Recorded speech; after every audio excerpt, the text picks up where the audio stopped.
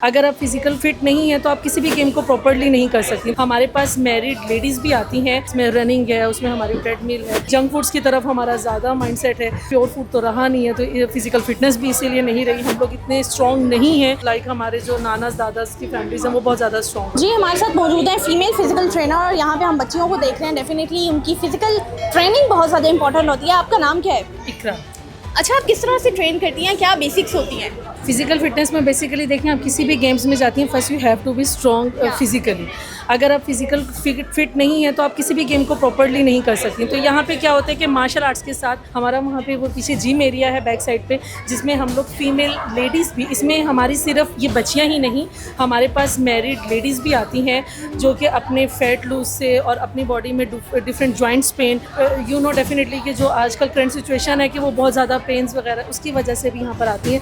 तो उनकी हम फिजिकल ट्रेनिंग इस तरह से करते हैं कि विदाउट मशीन्स उनको यहाँ पर फिजिकली फिट किया जाता है, जिसमें रनिंग है, उसमें हमारी ट्रेडमिल है, तो उसमें हमारे विद बॉल्स और डिफरेंट गेम्स होती हैं, डिफरेंट गेम्स के सेट लगाए जाते हैं, उन राउंड्स के साथ उन्हें ट्रेन किया जाता है। उससे क्या होता है कि जब हम विदाउट मशीन्स अपना फैट लूज़ करते हैं तो वो दोबारा से इतनी स्पीडली अब फैट जो है वो गेन नहीं करते हैं। तो वो यहाँ पे हम लोग करवाते हैं, जो कि physical fitness is most important for today's generation also, क्योंकि हमारा ये है कि जंक फूड्स की तरफ हमारा ज़्यादा माइंडसेट है और वो प्योर फूड तो रहा नहीं है, तो फिजिकल फिटनेस भी इसीलिए नहीं रही। हम लोग इतने स्ट्रॉन्ग नहीं हैं एज़ कम्पेयर टू और एल्डर्स, लाइक हमारे जो नानाज दादाज की फैमिलीज हैं वो बहुत ज़्यादा स्ट्रॉन्ग होती है। There is a basic impact of food which is not actually healthy and pure, no.